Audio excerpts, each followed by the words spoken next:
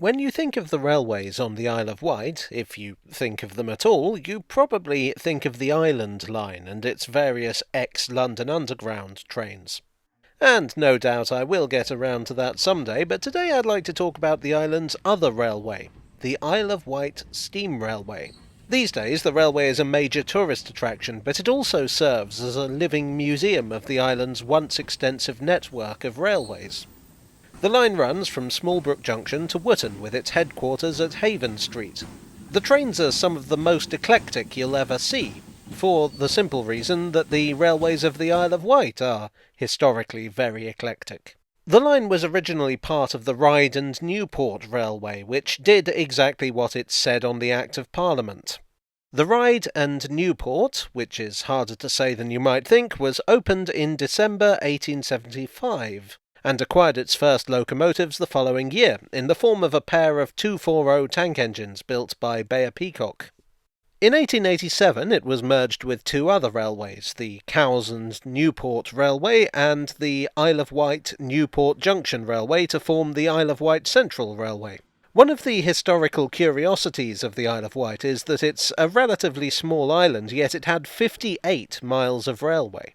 The history of these lines is very complicated and really merits a video in its own right. Suffice it to say that when all these lines were taken over by the Southern Railway in 1923, the new owners inherited a decidedly mixed bag of rolling stock. The Isle of Wight Central was not a very prosperous company. The trouble was that while the island had a lot of railways, it didn't have enough traffic to pay for them. The 19th century had seen a boom in tourism on the island thanks to the patronage of Queen Victoria and the coming of railways and steamships, but this was, of course, very seasonal. Buses arrived in the early 20th century, snaffling a lot of the railway's traffic. And in the particular case of the Isle of Wight Central, they'd borrowed heavily at unfavourable rates to pay off the debts of the companies they'd taken over. Under the Southern Railway, the lines were no more financially successful. Therefore, the island tended to receive hand-me-down rolling stock that was obsolete elsewhere. Calbourne here is a perfect example of the policy. It's a London and South Western Railway O2 class loco built in 1891. It was sent over to the island in 1925 when it was 34 years old. This was considered to be modernisation by the standards of the island's railways. Calbourne was still working until 1967, which ties back into the story of the steam railway itself. In 1948, the island's lines were nationalised. The railways of Britain as a whole were in a fairly lamentable state following the Second World War, so, as you might imagine, this didn't bode well for the island. The 1950s saw the closure of several lines. By the mid-60s, it looked pretty certain that the rest was going to go.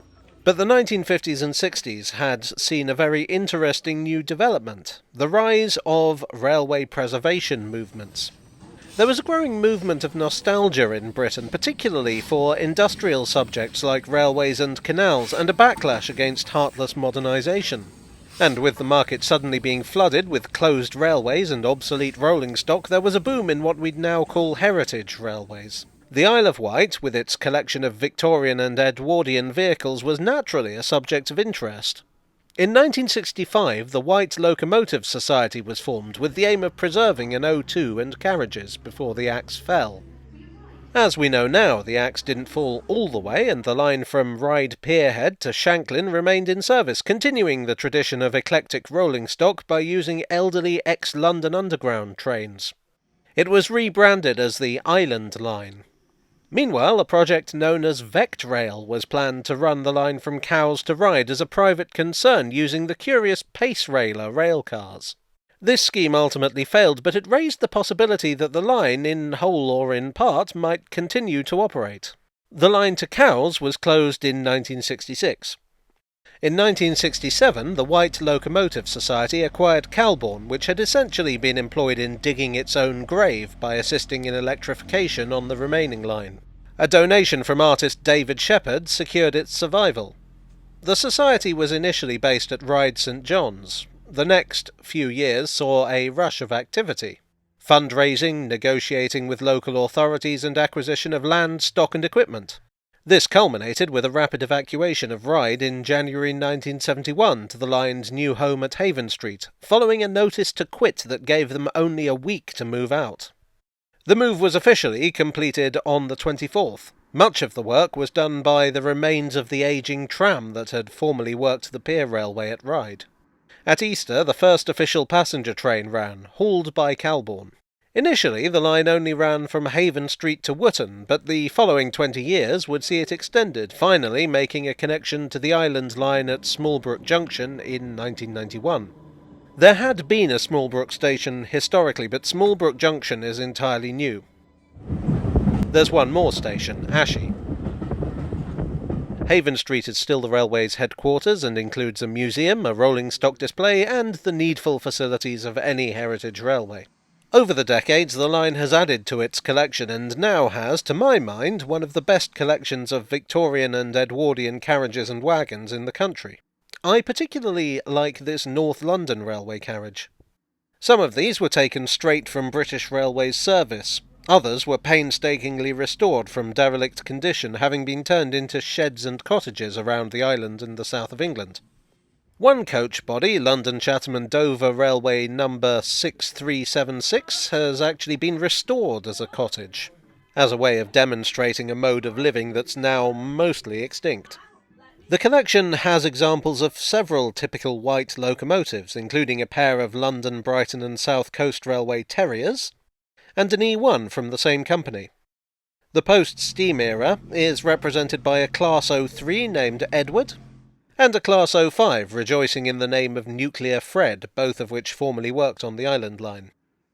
2 generations of Ryde Pier tram are on display, and things have been brought right up to date with the acquisition of a British Rail Class 483, better known as a 1938 stock tube train, withdrawn from Island line service in 2021. The line has a couple of London Midland and Scottish Railway Class 2 tank engines, which are a kind of might-have-been class for the island. British Railways considered sending them over to replace the Victorian engines, but decided it wasn't worth the hassle. Rounding off the fleet are a number of ex-industrial and military locomotives. This engine is called Invincible, but it's looking pretty vinced at the moment. Generally, the fleet seems to be centred around short-distance services, reasonably frequent by the standards of heritage railways, not too heavily loaded. What of the future? Extensions have been mooted towards Ryde and Newport, which, if you ask me, would make the line a very useful route even if you're not into steam trains. The line is, at the time of filming, nearing its 150th anniversary. It's seen a lot of changes over its long life, but it's never lost its essential character.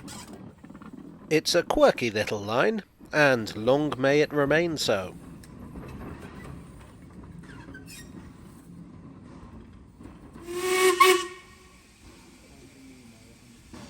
Well, I hope you enjoyed today's video. The historic images and a lot of the information come courtesy of the Isle of Wight Steam Railway themselves, who were very helpful in the making of this video, so a big thank you to them. I'll put a link to their website below so you can see what I got wrong. It goes without saying that you should pay them a visit if you're in the area. The railway is a very slick and well-run operation. Thanks also to my donors on Ko-fi and Patreon. You are the slightly less elderly rolling stock to my elderly railway. And I'll see you all again very soon. Cheerio.